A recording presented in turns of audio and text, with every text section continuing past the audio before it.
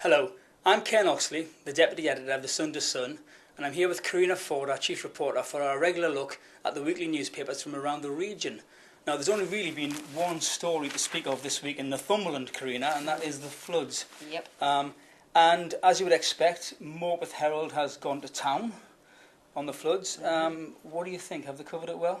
They have. They've done it really well. Really good front page picture. Of people being rescued by boat, and on the inside there's an 8-page pull-out as well, just chock full of human interest stories, photos. They've done a really good job. They have. As you see, a great front page picture, good headlines. Morpeth suffers its worst flooding since records began.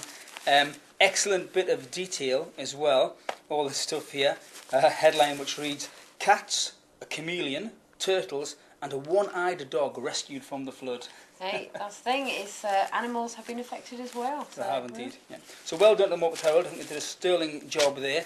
Of course, the flood was covered elsewhere as well, of course, by the Northumberland Gazette. They left Morpeth well alone because obviously that is a sister title. So they concentrated on Rothbury. Not quite as bad in Rothbury, obviously. Hello, look at that front page picture. Relatively speaking. Yeah. I probably insulted the good folk of Rothbury there. It's terrible in Rothbury, actually. Well, I had no idea they'd been affected quite so badly. Morpeth was the only place you really heard about over the weekend. Well, Morpeth got all the national coverage. Yeah. So we assumed that Morpeth was much worse. It was bad in Rothbury. I think from the looks of things, there wasn't quite so many residents who were affected as there were in Morpeth. And at first glance, I thought they'd gone over the top with the headlines. What do you think?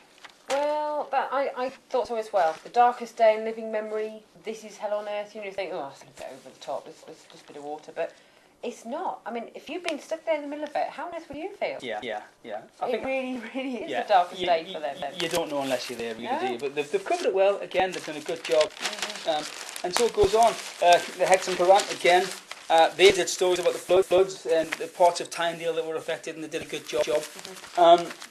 But they've also got a cracking human interest story, I thought, on page 11 of the Courant, about this woman who's had a near-death experience, which has now made her reassess her life. She had a brain hemorrhage, and she's now talking about raising money for charity and how she lives every day as if it were her last almost.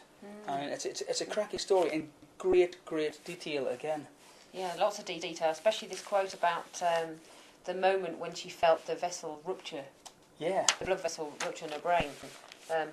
Most people say it's like being hit with a sledgehammer, but for me it was actually quite a nice feeling. Like my brain was being bathed in lukewarm water. Just that description, you can totally imagine what that feels like. Yeah. But it's really close to home. It gives you a real insight. I shouldn't imagine too many. Yeah. I shouldn't imagine too many people would be able to describe that so eloquently. For such a horrible thing to happen. And finally, we'll end on a really quite touching story in the Darlington and Stockton Times about a couple childhood sweethearts who haven't seen each other for 50 years. Found each other through Friends Reunited. Yeah, Rena Simpson and Jeff Lawson. Fantastic advert for Friends Reunited. Yeah. You know, they were childhood sweethearts back in their teens. Can't actually remember why they parted. It says here that he got her into trouble at choir practice. Brilliant. So God knows what happened there. Maybe they've chosen to forget. Yeah. Psychological. But having said that, it's a really touching story, and there's a lovely quote from Rena which says, "I'm marrying the best little playmate. I'm marrying my best little playmate." It's so lovely. Oh, I would like to have seen photos of them as they were when they were kids as well. That would have been good. That would have been nice, yeah. Yeah. Anyway, let's do that bit.